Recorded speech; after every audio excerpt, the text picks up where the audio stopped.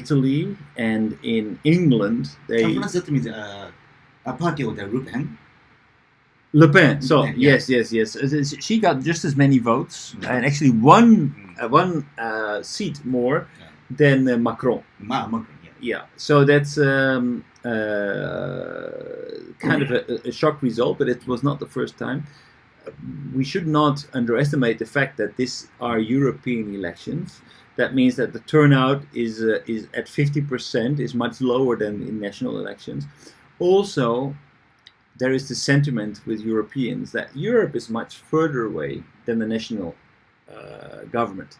So the European government, the national government, they are ranked inside people's heads. They are ranked differently. People take much more interest in the national election than they do in the European elections. So because of that, they're also willing to gamble a little bit more with their votes. So that's why you see in elections that people don't find that important, that more extreme results will prevail.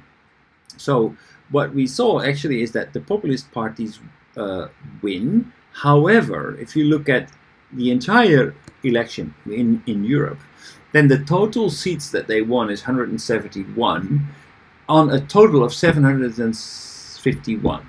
So that is still a minority. If we look at the parties that that got votes, who are in favor of dissolving the European Union, it's only 171 seats, which is limited. Of course, we cannot underestimate the fact that a large portion of Europeans are in favor of getting out of Europe, but that also makes sense in a way that there are winners and losers in Europe. Well, what is 171 seat? The total number of seats, if you put everything together, 700. Yeah, 750. Well, what is 171? Is that if you combine all the right wing and right wing and left wing populist parties, populist parties, then they have a total combined together is 171, which is a large number. Large number, but it's not a majority. Not majority. No, it is a force to be reckoned with. It's a thing that we cannot ignore. But the people who are representing parties who are in favor of letting the Europe continue are vast majority. So that is one thing to consider. What we also see is that actually in Europe is that the center parties, the true center parties, the Christian Democrats, the Liberal Democrats, the parties in the middle that have always had basically held power in Europe, they are all losing bad. That doesn't mean that all the votes go to the populists, but a lot of votes are also going to other parties. The Green Party scored very well during this election.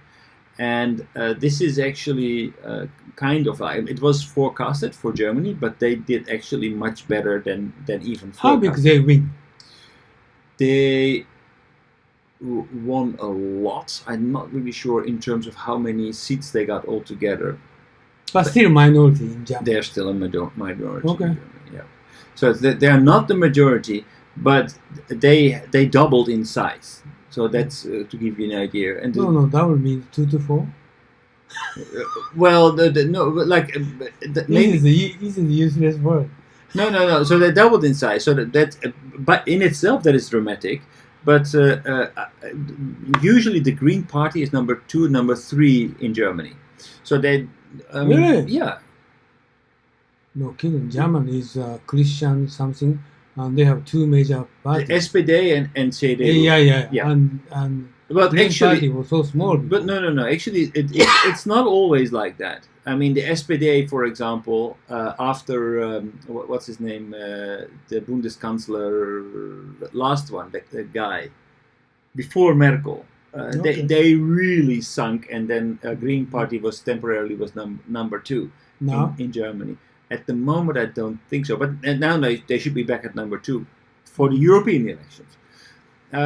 The reason why actually this happened is also interesting, is that they got an enormous boost of the student protest movement. Every Friday, kids are now taking off from school to protest against adults not being serious about climate change. Mm. And there are a lot of parents who are sympathizing with the kids, and so this makes there was a lot on television, and a lot of people say, okay, yes, Merkel, CDU, were not serious enough about our climate goals. If you remember the video that we saw from Rifkin about the Third Industrial Revolution, he was talking a lot about Germany's climate goals and how they were a leading country in the world, converting from fossil fuels to an economy powered by fossil fuels towards an economy powered by renewable energy. Not Now, like America. actually, not like America, but actually, Germany did not meet its targets in a long shot. They are still kind of bickering. They're still tied into the fossil fuel driven economy. So this is where people say, "Hey, we don't accept this. We want you to take more care of our ecological goals." And the Netherlands also, the Green Party, they won a lot. In the Netherlands, the Socialist Party also won a lot, which is kind of strange. The How Socialist many? Party, See, did they get? actually, to be honest with you, I've been away for a long time, and the Socialist Party have been the largest party in the Netherlands for a long time, but the last 10, 15 years, Oh, they've always okay. gone down, and that number 4, number 5, and even slipping to number 6 sometimes. Now it's largest. Now it's going up dramatically. Largest? But it's also like with the stock exchange, right? They're always like if at a certain point the share price becomes so cheap that people want to buy. It's a little bit like that in politics too. There's always, I mean, you always go down to a certain level, but then to the point where you only can go up. But so actually, the center parties, they lost. The people who held the power in Europe, they lost. I think the voters gave a very clear signal that they don't want Europe to continue the way it does. They believe in Europe, but not in the way it's been operated. And so they are voting in favor of Europe, but they want different solutions. Okay, why they won? Who? Populist.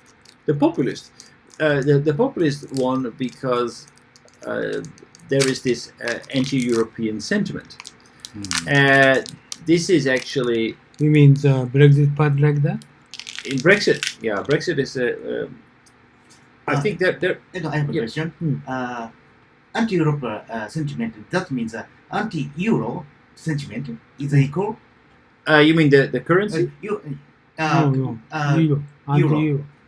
I think there is a number of things at stake here, and every country is a little bit different. So if you look at England, immigration plays a very important role. And I also believe what plays a very important role there is that this is more a policy that is based on emotions rather than reasons. Because the fact of the matter is that England didn't have that many immigrants.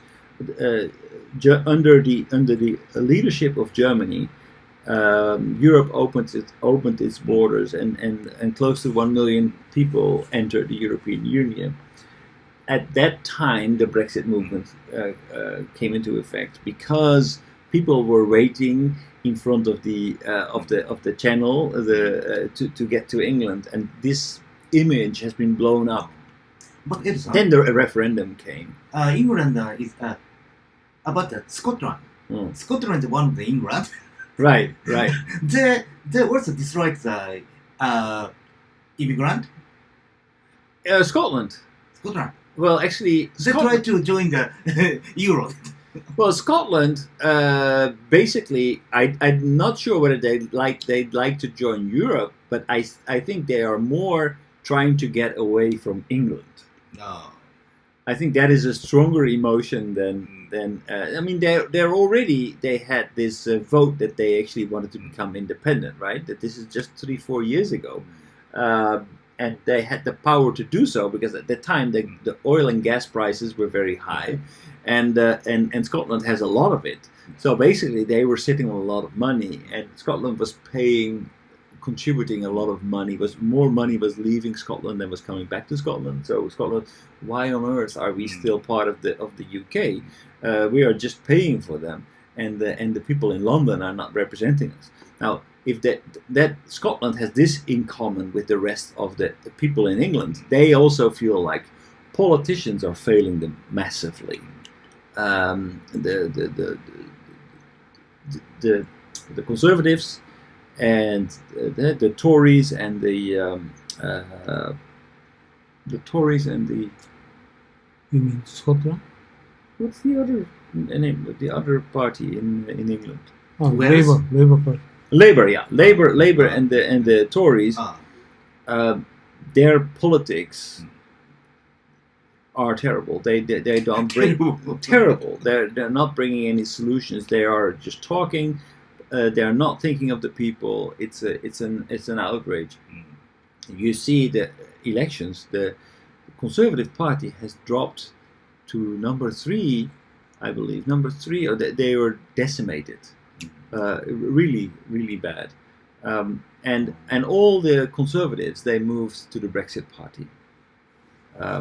So this is more of a response. So why does England want to get out of Europe? Because basically the image of the immigrants, the fact that basically current politicians do not solve anything is the main driver. I think in Italy, on the other hand, has a lot of aversion against the European fiscal policies. Fiscal policies. What does it mean? Fiscal policies means that government spending. They have a lot of difficulties because what Italy wants to do, they feel it's necessary for their economy to increase their deficit in order to stimulate the economy and create more employment. But this is not possible under the current European law because if you increase your deficit, you are free riding the rest of the European Union because if you increase your deficit, usually that leads to inflation. So you can't do that. But because there's a single currency. That's why in a normal single currency, you first integrate your fiscal policies and then you create a single currency. But in case of Europe, that was impossible to synchronize all the countries' political system. So they started with the currency, and then the objective was to integrate all the countries, the political system, but that didn't happen. And now Italy is trying to free ride the system and say, okay, well, it's up for our people. We are representing our people when we say we need to increase our spending in order to increase employment, in order to help our people But to increase their. French and Germany is both major player of the Euro, but French is a free rider. No, he's talking Italy. Italy. Sorry, I got a mistake. Italy is a free rider. Yeah. Italy is a free rider. They are. They also have, of course, an immigration issue. They see a lot of people entering Italy. I don't know how many people actually stay there. Most people pass through on their way to northern Europe. But Italy has the immigration issue. But I think the more important issue is that they don't like to be bullied by Germany. Now 100% stop for immigration. Right. And they don't have a stable political party. I think this is really a populist movement. Marine Le Pen is a little bit different. Marine Le Pen, she manages to unite all the right wing, all the populist movements in France. She got tailwind from the Yellow Vests movement, which is a general dissatisfaction with the Macron policies of raising tax on fuel, basically everything that the government was doing. So the Yellow Vest movement will probably die because they have no direction. But the scary thing is that actually many people move into the direction of Marine Le Pen, who has a What a different Marine Le racist. Pen's strategy against Italy, a normal populist. What is she's unique? Well, I'm quite sure that Marine Le Pen will be in politics for another 10 years, and I'm also quite sure that the Italian what's it called, the Union? yeah, Five-star? no, not the 5-star, the other one, Union? yeah, so that they will not be around in another 5 years. Hmm. They are just they are movements that currently they are probably popular but short-lived, and they will be out of the political spectrum. Marine Le Pen is different. She has been around for a long time. Her grandfather was there, so they're already a force to be reckoned with, and